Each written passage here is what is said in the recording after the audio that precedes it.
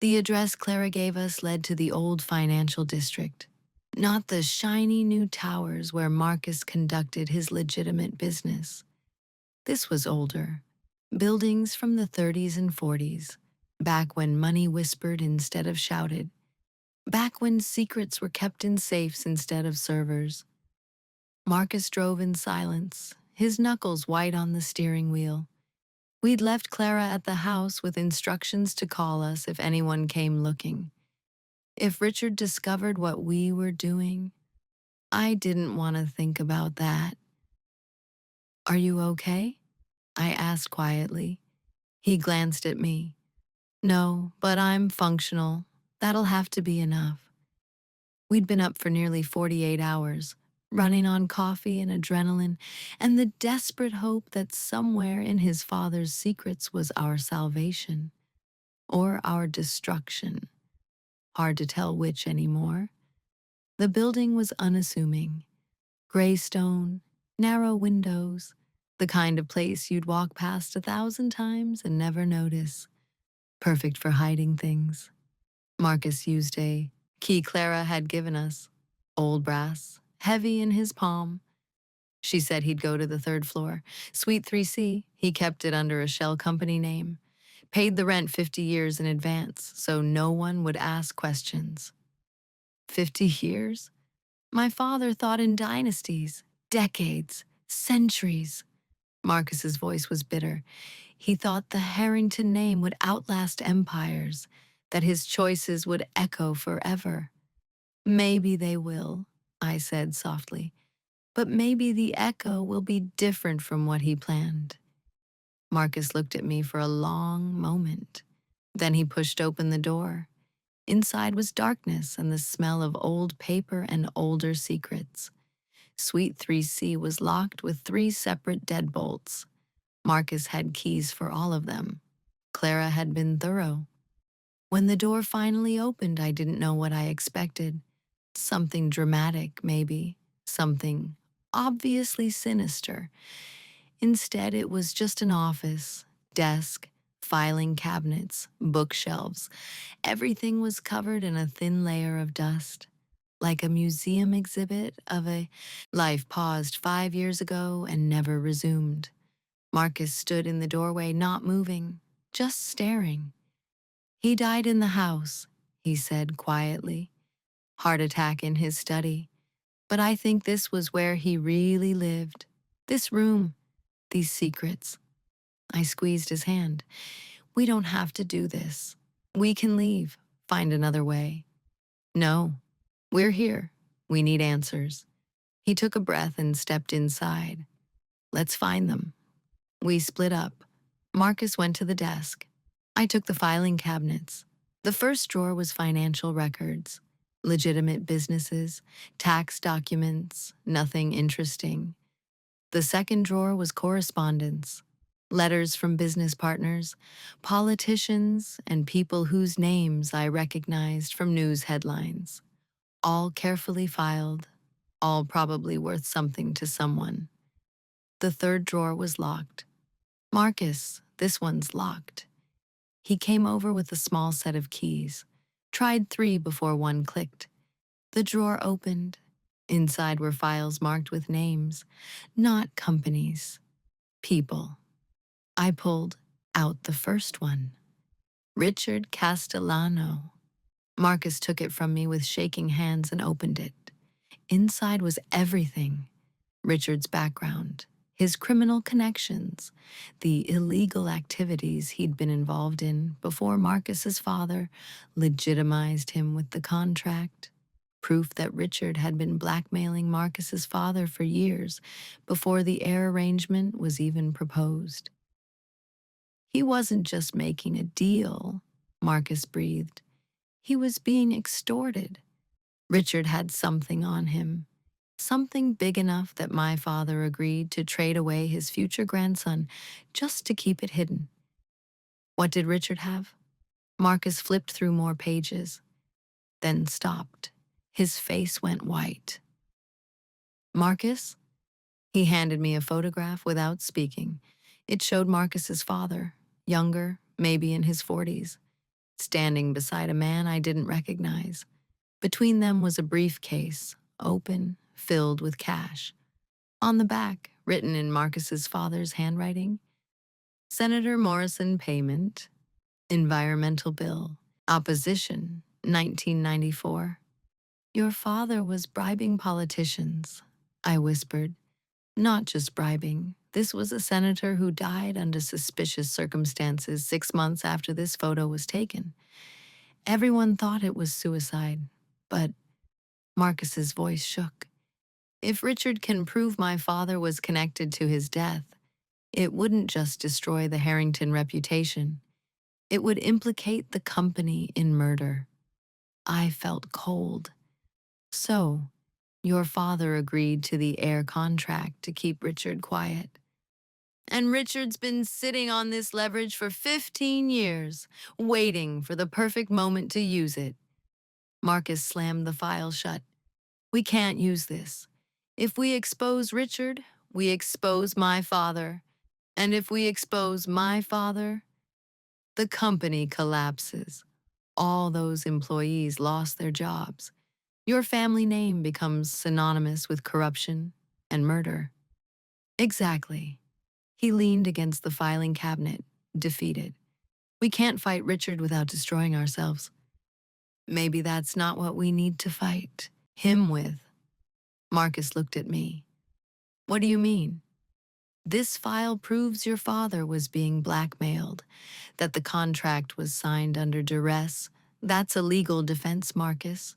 The contract might not be valid if we can prove coercion. But to prove coercion, we'd have to reveal what Richard was holding over my father, which brings us back to destroying everything. I bit my lip, thinking. Unless we find the second contract Clara mentioned, the one with different terms. If that exists, maybe it has clauses that invalidate everything without us having to reveal the blackmail. Right, the second contract. Marcus straightened. It has to be here, somewhere. Keep looking. We tore through the office, files, drawers, boxes, nothing. An hour passed, then 2. It's not here, Marcus finally said, frustrated. Clara was wrong, or my father moved it, or, wait. I was standing by the bookshelf staring at the spines. Marcus, come look at this. He crossed to me. What? These books. They're organized by publication date, see? 1920s at the top, working down to the 1990s. But right here, I pointed to a gap in the 1980s section. Something's missing. The dates jump from 1983 to 1989. 6 years missing. So, my father removed some books. Or something that looked like books. I ran my hand along the shelf. Pressed, pulled, click. The bookshelf swung inward. Behind it was a safe. We stared at the safe like it was alive. Of course, Marcus said quietly. Of course, he'd hide it behind a false wall. That's so perfectly him. Can you open it? I don't know the combination. Try his birthday. Marcus did. Nothing. Your mother's birthday? Nothing. Your birthday? Marcus paused, his hand on the dial. My birthday, he repeated. Something flickered across his face. Pain, realization. He used my birthday for his most important secrets. He tried it. The safe opened. Inside were 3 items, a leather-bound journal, a sealed envelope, and a document with original contract Castellano written across the top. Marcus reached for the contract with shaking hands. We read it together. It was similar to the version Richard had, but there were differences, important ones. Clause 7. This agreement becomes null and void if the Harrington heir produces an heir before the completion of the Castellano arrangement. What does that mean? I asked. Marcus's finger traced the words.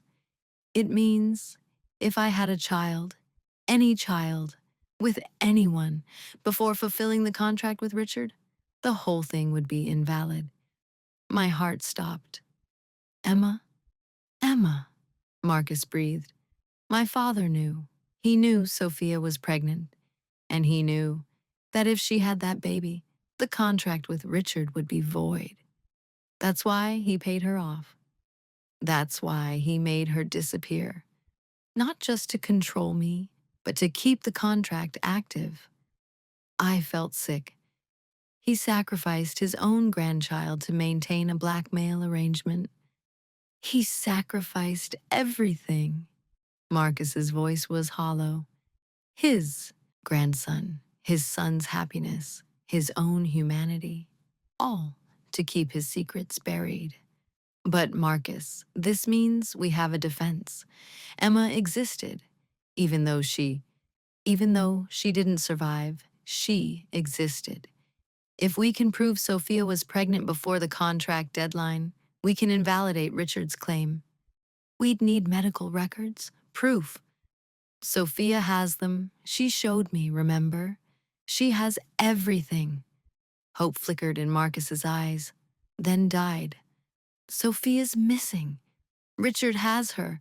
Even if she'd testify, he'd never let her. Then we find her. How? We don't even know where Richard's keeping her. I thought for a moment. Then, what else is in the safe? Maybe there's something that can help. Marcus reached for the envelope, opened it carefully. Inside was a letter, written in his father's handwriting. We read it together. Marcus, if you're reading this, I'm dead. Good. I was tired anyway. I imagine you hate me. You should. I made choices that hurt you. Choices I told myself were necessary. Choices I knew were monstrous even as I made them. The contract with Richard Castellano was my greatest failure, not because I signed it, but because I let it define your entire life. I knew about the baby, about Emma, about what forcing Sophia away would do to you.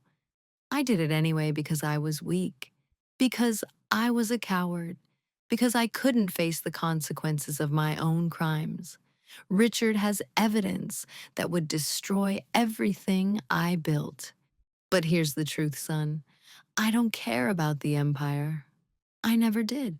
I cared about control, about never being vulnerable, never being weak. I turned you into a weapon against your own happiness. And I'm sorry. The original contract has a loophole. You found it by now, I assume. Use it. Fight back. Be stronger than I was. But know this, Richard won't let you go easily. He's spent 15 years planning his endgame. And his endgame isn't just about an heir. It's about you. He wants to destroy you the way I destroyed him years ago. This was never about business or legacy. It was always about revenge. I've left information in the journal, locations, names, ways to find what Richard values most, use them, leverage them, do what I couldn't do, fight back. And Marcus, about your wife, the one you'll marry to satisfy the contract. I hope she's nothing like me. I hope she's everything your mother was, kind, brave, unwilling to accept the world's cruelty as inevitable. I hope she saves you, because I couldn't. I'm sorry, son, for everything. Your father. Silence. Marcus read the letter 3 times, then folded it carefully and put it back in the envelope. He knew, Marcus said quietly. All along, he knew what he was doing to me, and he did it anyway. Marcus, my father just apologized for destroying my life from beyond the grave, and somehow that makes it worse. Because at least when I thought he was heartless, I could hate him cleanly. But this, he held up the letter, this is just pathetic. I didn't know what to say. He wants me to use his weapons, his leverage, to become exactly like him in order to be free of him. Marcus laughed bitterly. Don't you see? Even dead, he's still manipulating me, still trying to control who I become. Then don't use his weapons, I said. Find your own way. There is no other way. Richard has Sophia. He has leverage. He has time on his side. The only way to beat him is to play his game better than he does. No. I grabbed his arm. The only way to beat him is to stop playing entirely. To refuse the rules. To what, Ava? To walk away? Let him win? Let him destroy the company and everyone who depends on it? Let Sophia stay imprisoned because we were too moral to get our hands dirty? His voice was rising. Anger and grief and exhaustion are crashing together. That's not what I'm saying. Then what are you saying? Because from where I'm standing, my options are to become my father or lose everything. You have a third option. What? Trust people. The words burst out of me. Stop trying to carry everything alone. Stop thinking you're the only one who can fix this. You have me, you have Clara, you have resources and intelligence and you think that's enough? Marcus stepped close to me, his eyes blazing. You think hope and teamwork will beat a man like Richard? This isn't a fairy tale, Ava. This is war, and in war, you use every weapon you have or you die. Then maybe some things are worth dying for. Like what? Morality? Ethics? My soul? He laughed harshly. Those are luxuries I can't afford. Then what's the point? I was crying now, angry tears I couldn't stop. What's the point of saving the company if you lose yourself doing it? What's the point of fighting Richard if you become just like him? What's the point of any of this if you end up just like your father, making monstrous choices you know are wrong? Marcus opened his mouth, closed it. The anger drained from his face, leaving only exhaustion. I don't know, he whispered. I don't know anymore. We stood there in his father's secret office, surrounded by decades of lies and corruption and choices that echoed into the present. And I realized something. I'd been trying to save Marcus, but maybe Marcus didn't want to be saved. Maybe he wanted to be free, and maybe those weren't the same thing. The journal, I said finally. Let's at least look at the journal. See what your father left behind. Marcus nodded tiredly and picked it up. The entries dated back 15 years, short notes, addresses, names, transactions. Most of it was mundane, business dealings, meetings. But there were patterns. Certain names appeared over and over, certain locations, and one name appeared more than any other. Rebecca Castellano, Marcus read, Richard's wife. I didn't know he was married. He's not anymore. Marcus flipped through more pages. She left him 12 years ago. Disappeared. No one knows where she went. Why would your father track her? Marcus kept reading, then stopped on a page near the end. Oh, God. What? He showed me the entry. Rebecca Castellano, protected. Monthly payments to secure housing and identity. Location.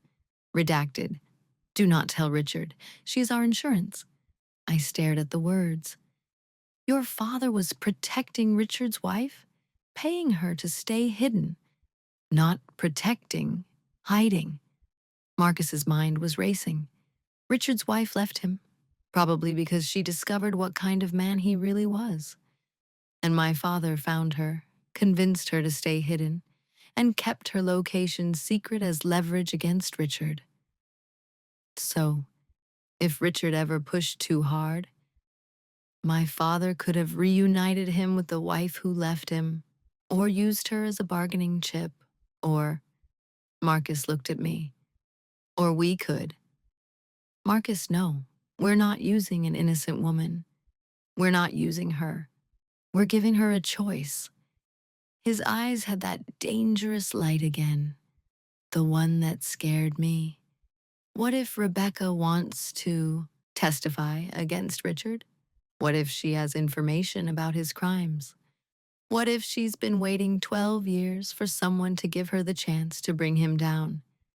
Or what if she just wants to be left alone? Then we leave her alone. But we have to try, Ava. We have to at least ask. He started gathering the documents. This is it. This is our way out. Not through more contracts or legal battles we can't win, through the truth, through someone who knows Richard's secrets better than anyone. I wanted to argue, wanted to say this was still manipulation, still using people as weapons. But I was tired and scared and running out of options. Where is she? I asked quietly. Marcus flipped to the back of the journal, found an address written in code, decoded it quickly. Apparently, his father had taught him the cipher as a child. Oregon, small town. She's been there for 12 years under the name Mary Thompson. He looked at me. It's a 3-hour flight. We could be there by morning. What about Richard? Won't he notice we're gone? Let him notice. Let him think we're running scared. The more he underestimates us, the better. Marcus held out his hand. Come with me, Ava. Help me do this right. Help me make sure we're not just trading one monster for another. I looked at his outstretched hand. This was a turning point. I felt it. If I took his hand, we were committed. No more pretending this was temporary. No more half measures. We were partners. Really, truly partners. Or maybe something more. Okay, I said. I took his hand. Let's go find Rebecca. We left the office as dawn was breaking. Marcus made calls as we drove, arranged a private flight, contacted lawyers, set things in motion. He was good at this, the planning, the strategic thinking. His father had trained him well, maybe too well. I must have dozed off in the car because the next thing I knew, Marcus was gently shaking my shoulder. We're here, the airport. I blinked awake, disoriented. Already? You were exhausted. I let you sleep. His voice was soft, concerned. When had that happened? When had Marcus Harrington started worrying about whether I got enough rest? The private plane was small but comfortable. We were the only passengers. As we took off, Marcus sat beside me instead of across, close enough that our arms touched. Thank you, he said quietly. For what? For coming with me, for believing we can do this without becoming our worst selves. He turned to look at me. I'm sorry for what I said in the office about needing to be like my father. You were right. Some things are worth more than winning. What changed your mind? He was quiet for a long moment. Then, you did. The way you looked at me when I said those things. Like you were disappointed, like I was letting you down. He touched my face, that same gentle gesture he'd done before. I realized I'd rather lose everything than see you look at me like that again. My heart was racing. Marcus, I know. We're partners. This is business. We're just... Are we, though? The words came out before I could stop them. Are we just partners? Are we just pretending? His hand stilled against my cheek. What are you asking me, Ava? I don't know. I took a breath. When did this stop being fake? The question hung between us. Marcus's eyes searched mine. I don't think it was ever fake. Not really. I think we were both just too scared to admit what this was becoming. And what is it becoming? He leaned closer, so close I could count his heartbeats through his shirt. Something real, he whispered. Something that terrifies me, because everyone I've ever cared about has been taken from me or destroyed, and the thought of losing you too. You're not going to lose me. You can't promise that. I can try. We were so close now, his breath on my lips, my hand on his chest. The whole world narrowed to this moment, this choice. He was going to kiss me. I was going to let him. And then the pilot's voice crackled over the intercom. We're beginning our descent into Portland. Please return to your seats and fasten your seat belts. We sprang apart like guilty teenagers. Marcus cleared his throat, ran a hand through his hair, looked everywhere except at me. Right, Oregon, Rebecca, focus, focus, I echoed, my heart still pounding. But as the plane descended, I couldn't stop thinking about what almost happened, and wondering if maybe, just maybe, fighting for our freedom wasn't the only thing worth fighting for anymore. Rebecca Castellano, or Mary Thompson, as she'd been calling herself for 12 years, lived in a small house on the edge of a town so tiny it barely qualified as a town. It was charming. White picket fence, flower garden, the kind of place where people knew their neighbors and left their doors unlocked, the opposite of Richard's world in every way. Marcus knocked on the door. A woman answered, late 40s, with graying hair and kind eyes that went sharp when she saw Marcus. I know who you are, she said immediately. You look just like your father. Marcus flinched. I'm not. If you're here to drag me back to Richard, you can forget it. I have a lawyer. I have protections. I'll disappear again before I. We're not here for Richard, I interrupted. We're here because we need help fighting him. Rebecca looked between us, assessing. Then, you'd better come in. Her house was small but cozy, photos on the walls. A cat is sleeping on the couch. She'd built a life here. A real one. Your father's been paying for this, Rebecca said, pouring coffee. The house, my new identity, in exchange for staying hidden and staying quiet. You didn't have to take his money, Marcus said. Yes, I did. Richard would have found me otherwise. It would have dragged me back. Your father's money bought me freedom. She set down cups in front of us. So why are you here? Why now? We told her everything. The contract. Emma. Richard's manipulation. Our desperate need to find a way out. Rebecca listened without interrupting. When we finished, she was quiet for a long time. I can't testify against Richard, she finally said. I signed agreements, legal documents that prevent me from speaking about our marriage or his business dealings. If I break them, I lose everything. My new identity, my freedom, everything. My heart sank. So, you can't help us. I didn't say that. Rebecca stood and went to a bookshelf, pulled out a photo album, flipped through it until she found what she wanted. She handed us a photograph. It showed Richard, younger, maybe 20 years ago, standing with several men in suits.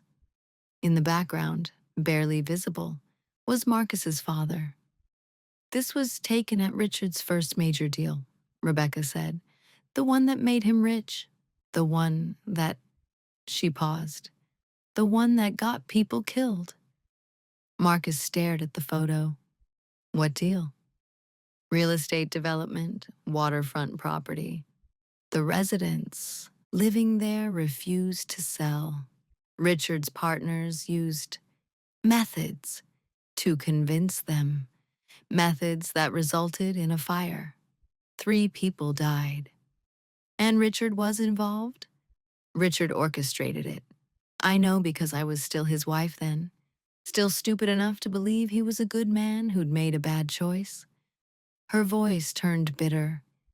Your father knew too. He helped cover it up in exchange for Richard's silence about other crimes.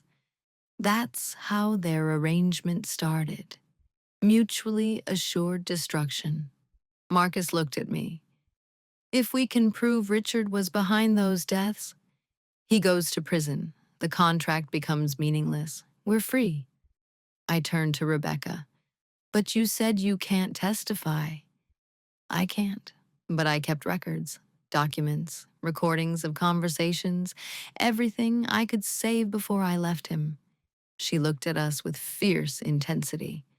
I couldn't use them because I was alone, powerless, one woman against a man with infinite resources. But you have power, money, lawyers. You could do what I couldn't. She disappeared into a back room, returned with a box. This is everything. Proof that Richard Castellano murdered 3 people and bribed officials to cover it up. Proof that he's been extorting the Harrington family for 15 years. Proof of every crime he's ever committed. She set the box on the table between us. Use it. Destroy him. Make sure he can never hurt anyone again. Marcus reached for the box with shaking hands. Why give this to us? Why now? Rebecca smiled sadly. Because I'm tired of being afraid.